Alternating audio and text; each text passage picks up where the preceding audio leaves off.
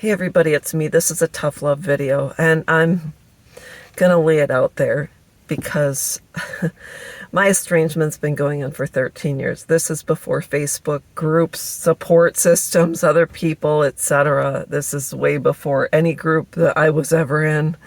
When my estrangement happened, I had to dig and claw my way out of the hole I was falling into because I had no choice. I had to keep living, and I had to find a reason to live. So 13 years later, which includes, I went into the VA twice for inpatient therapy.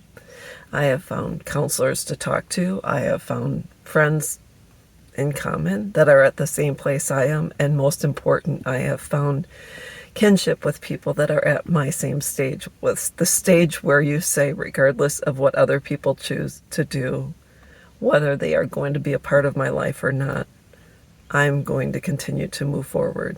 And am I going to cry sometimes? Sure, but I'm not going to allow anyone else the opportunity to knock me down. And most important, keep me down. So just like in any groups, estrangement groups, or even Al-Anon, if you're dealing with an alcoholic,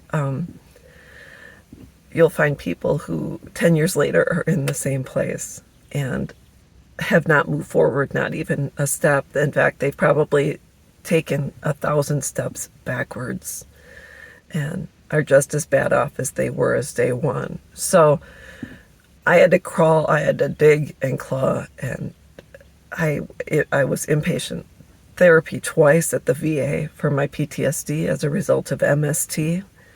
I have had various therapists, but most importantly, I realized I had to work on myself. And by realizing that meant I had to stop focusing on other people that weren't in my life. I had to stop focusing on the who, what, where, when, and why of my estranged daughters.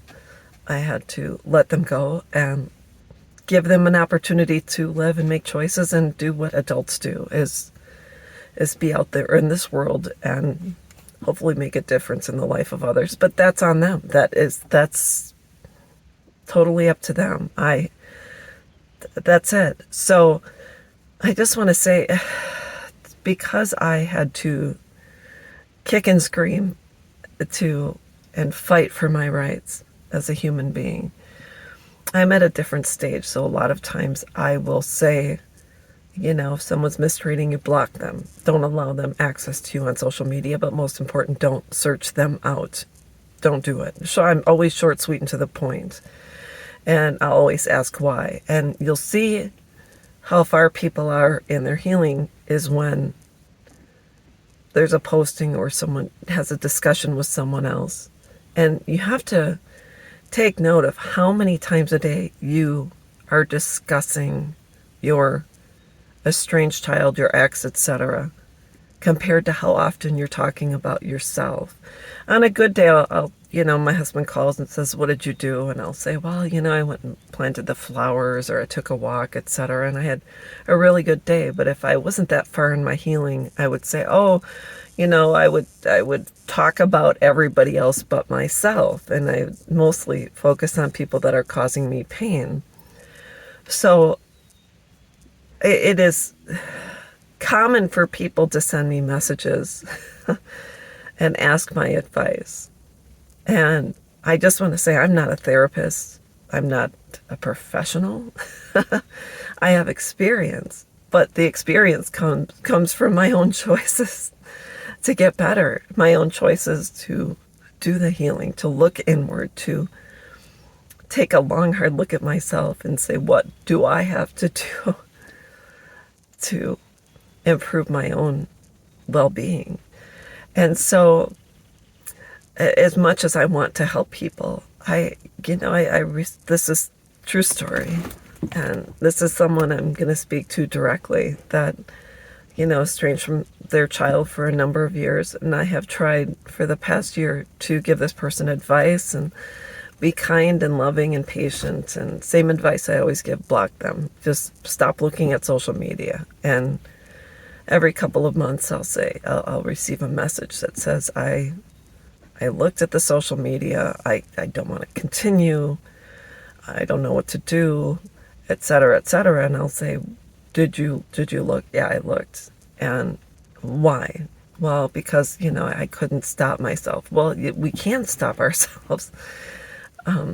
We can. It's a conscious decision we make to search someone out on social media. So I finally said, this is point blank.